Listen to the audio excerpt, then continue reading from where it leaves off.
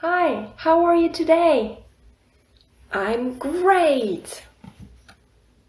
How about you? How's the weather? Here it's sunny. Sunny. I love the sun. Bienvenue dans cette Lesson 6 de Lessons for Kids. Déjà, Lesson 6, nous allons parler de la maison. House. Look at my house over there. Beautiful Victorian house. This week's letter is F. F is for flower and fish. Flower, fish. The color of the week is purple. Purple. You can color this oval purple. The number of the week is number 6. Pour les plus grands, on ira jusqu'à 16. Pour cette leçon sur les parts of the house, les parties de la maison, the different rooms, en fait on fera les pièces plus précisément, je vous propose différentes activités selon les âges. Regardez bien avant d'imprimer l'âge qui est indiqué dans les PDF. Un tic-tac-toe, c'est comme un morpion. J'explique toute la règle du jeu dans la leçon. Un family house pull down, c'est-à-dire qu'ici vos enfants pourront dessiner les membres de leur famille. Ça fera réviser les membres de la famille, daddy, mommy, brother, sister, grandpa, grandma, voire leçon 1. Et ensuite ça se rabat pour donner un petit truc rigolo. Donc ils peuvent décorer le toit, the roof, the windows, et colorier les personnages qu'ils vont dessiner. Je te propose aussi ce Around the House Vocabulary.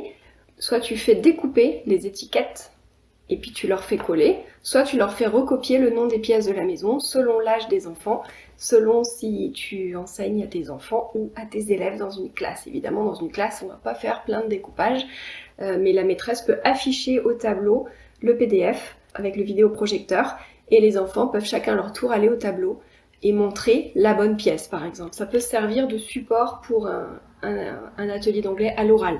Cette semaine, on va démarrer les Simon Says. Je proposerai régulièrement aux familles, aux maîtresses d'école, aux maîtres, de faire des Simon Says pour réviser tout le vocabulaire précédent. Alors, au début, on n'avait pas encore beaucoup de vocabulaire, donc ça aurait pas forcément été évident d'introduire un Simon Says, ça aurait été très court.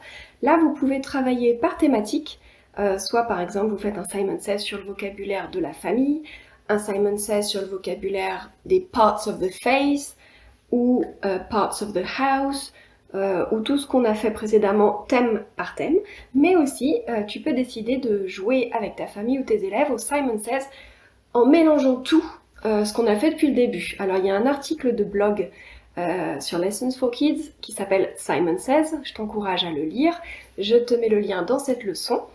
Et une vidéo d'ailleurs d'un Simon Says très rigolote que tu peux ensuite adapter. Vous pouvez faire d'abord la vidéo tous ensemble, suivre les mots, mot pour mot les mots de la vidéo, mais vous pouvez ensuite en famille ou en classe inventer votre propre Simon Says et chacun, le donneur d'ordre peut changer à tour de rôle.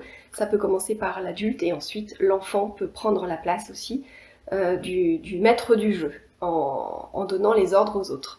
Donc voilà, toute la règle est expliquée, amusez-vous bien. Pour cette Lesson 6 sur House, Parts of the House, je t'offre les flashcards à imprimer. Tu peux imprimer 2 par page ou 4 par page, enfin c'est toi qui décides, en fonction de l'usage. Si c'est pour la maison, une demi-page suffit. Si c'est pour une classe, une page entière c'est encore mieux. Vous pouvez colorier le contour en purple, puisque à chaque fois qu'on parlera de maison, ce sera le code couleur, purple. Donc voilà, house, in the house, avec 4 pièces différentes. Bedroom, bathroom, dining room, living room, kitchen. Ce set de flashcards est offert dans cette leçon en PDF, tu n'as juste qu'à télécharger. Les enfants peuvent évidemment colorier. Il y a le nom des pièces de la maison évidemment, et il y a tout un tas de meubles, furniture à l'intérieur ou d'objets. Alors ce n'est pas l'objet de cette leçon d'aller dans les détails. Maintenant, si ton enfant est curieux, j'ai mis différentes vidéos, notamment une où c'est écrit pour aller plus loin à partir de 8 ans et une autre pour aller encore plus loin à partir de 10 ans du CM2. Donc si les enfants sont curieux, faut pas hésiter à leur apprendre les furniture en avance, mais j'ai estimé que on avance pas à pas, petit à petit, little by little. Donc déjà s'ils retiennent toutes les pièces de la maison, ce sera déjà pas mal pour ce trimestre, sachant que de semaine en semaine, on avance sur plein de vocabulaire. Donc déjà s'ils ont tout retenu depuis le début, chapeau. Sinon pas tout retenu depuis le début, pas de souci, puisque au deuxième trimestre, on reprendra ces thématiques qu'on approfondira. Donc l'idéal, ce serait de les répéter le plus souvent possible, et le jeu Simon Says va permettre justement de fixer dans la mémoire de l'enfant tout en jouant. Il va même pas se rendre compte qu'il est en train d'apprendre des mots. Ça va lui permettre d'apprendre et de retenir pour toujours en fait tous ces mots. Et surtout, éviter les éliminations. Dans la vidéo du Simon Says, ils disent you're out.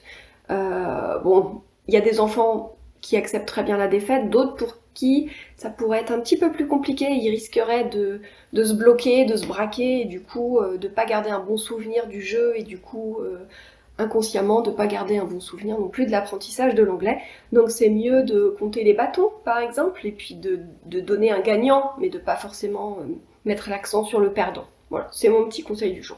Voilà, je vous souhaite une bonne découverte de cette Lesson 6. Amusez-vous bien et à très bientôt pour la leçon suivante, Lesson 7. See you next time. Bye!